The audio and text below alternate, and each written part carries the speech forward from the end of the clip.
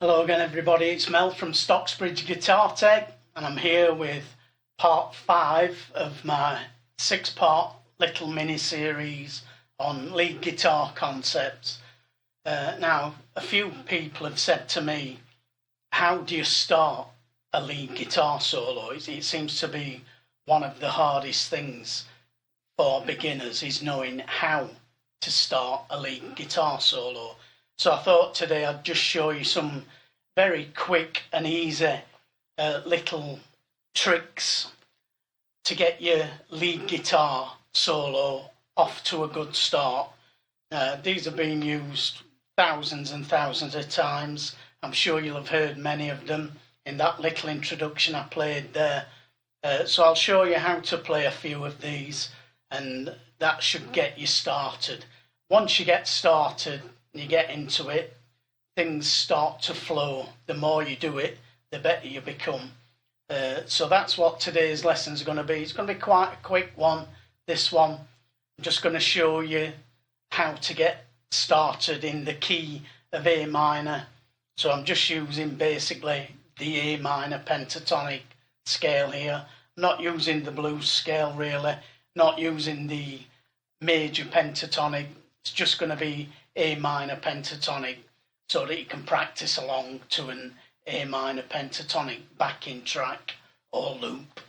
So let's dive in. Let's have a look at the first one of these little ideas to get you going.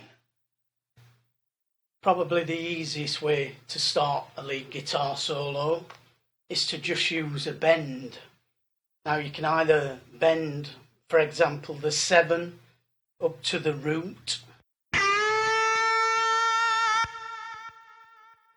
or you could bend the 4 up to the 5.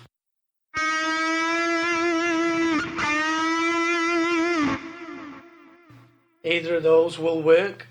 You can also start on the bend, so make the bend first and then pluck the string and then let the bend down.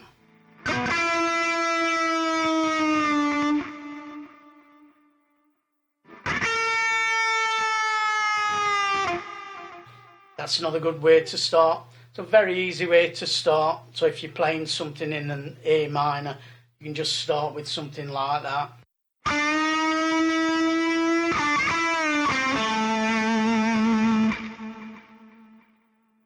So that's the first one, just a simple bend.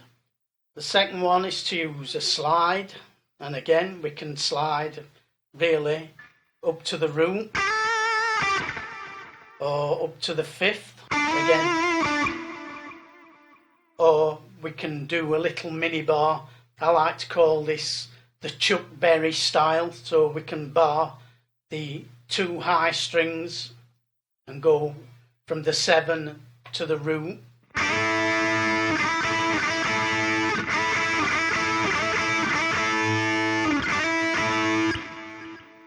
You can also use your rolling technique that we discussed in one of the other lessons, so you can go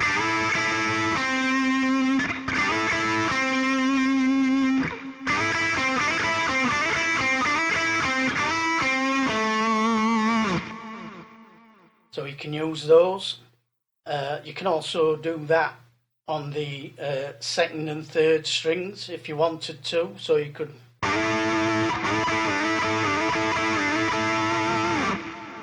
and you can also use it on other strings. Very effective, very easy to do, simple slide, either single notes or barring across 2 strings. Okay, another one, this is another sort of Chuck Berry style, is where we bend the 4th to the 5th and then play the same note on the 2nd string. So we're bending the 3rd string at the 7th fret up to this E, and then we're going to play that E at the 5th fret of the B string. So you can get effects like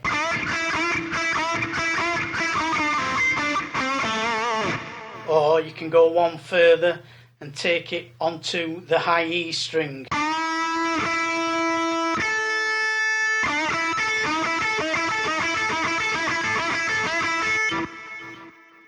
So that's another Chuck Berry style.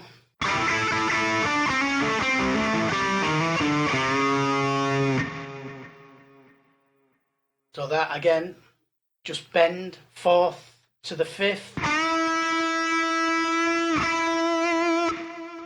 and then play the 5th on the 2nd string.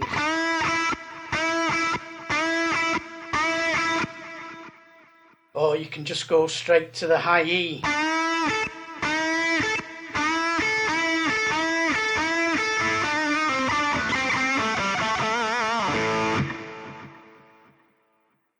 So that's another good one.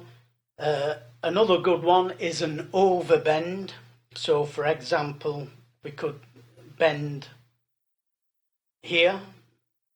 We've got the root. We can bend that up a tone and a half. So we're going to bend from the A to the C. Now you can do this on the high E string as well, but it's much more difficult there to bend from there to there. But it's quite easy to do on the B string, so you bend from there to there.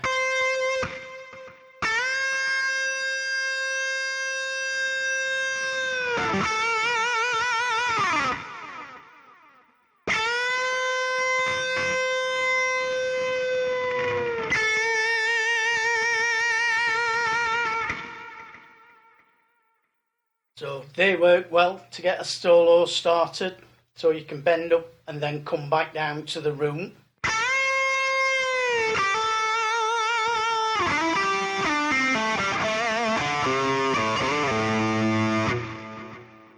And then finally, the last one I'm going to show you is used a lot in country music. It's called a double stop, and it's where we play 2 strings together, but in this instance we're going to play the 4th here, the D.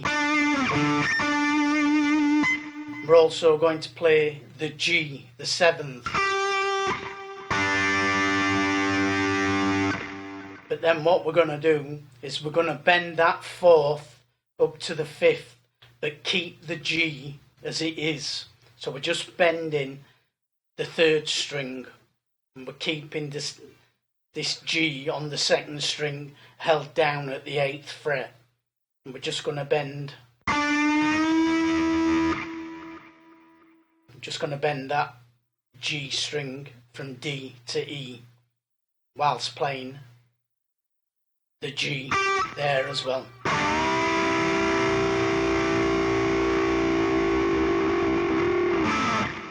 Which gives you that effect.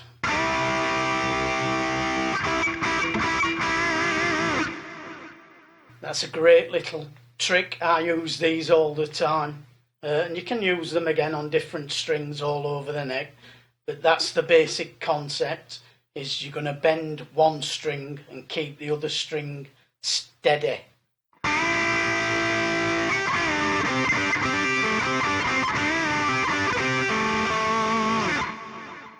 So you can even, as you heard there, keep that G ringing while you're playing this.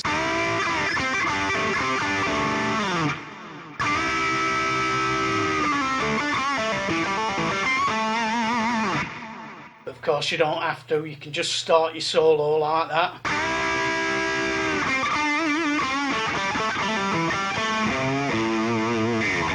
And then from there go wherever you want. So again, that's another useful one, the double stop.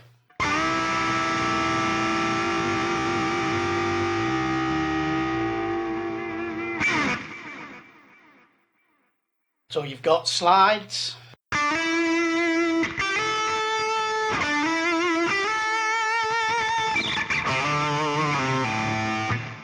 You've got bends.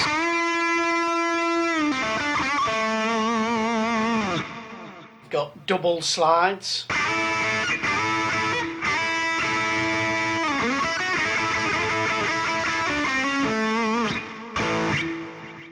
you've got the other Chuck Berry style riff, which is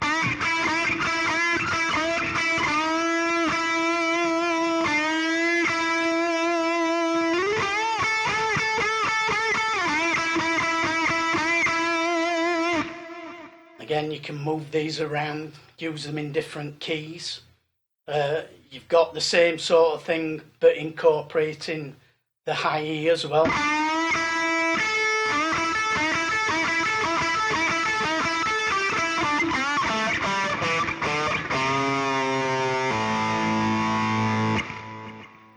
You've got the double stops.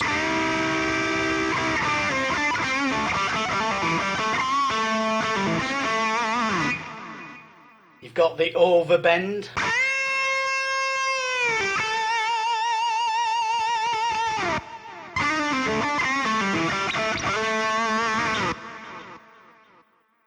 And I think that's about it. You can start low and work your way up the neck and go high, or conversely to that, you can start high.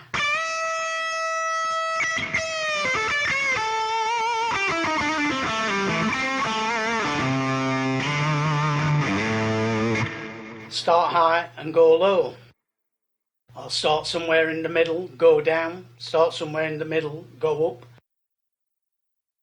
The hardest thing is just getting started. So there's some ideas for you there on how you can get a solo started.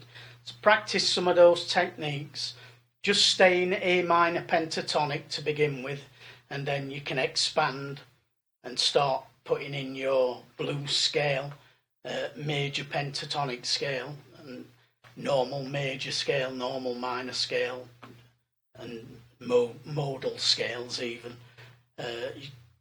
These are just some simple tips to get a solo started. So I hope you found that useful. So that's it for today, folks. I hope you get something out of that little lesson. Some fairly straightforward ways on how you can get a solo started there. So in the 6th and final lesson, we're going to have a look at putting all of these elements together. So everything that we've covered over the previous 5 lessons, we're going to look at then combining everything to make an interesting solo. So I hope you'll join me for that one next week. As ever, if you have enjoyed this video, please remember to subscribe. And if you do subscribe, click the little bell notification, and that way you'll be notified when I upload a new video. But that's all from me today. Thanks for watching. Bye for now.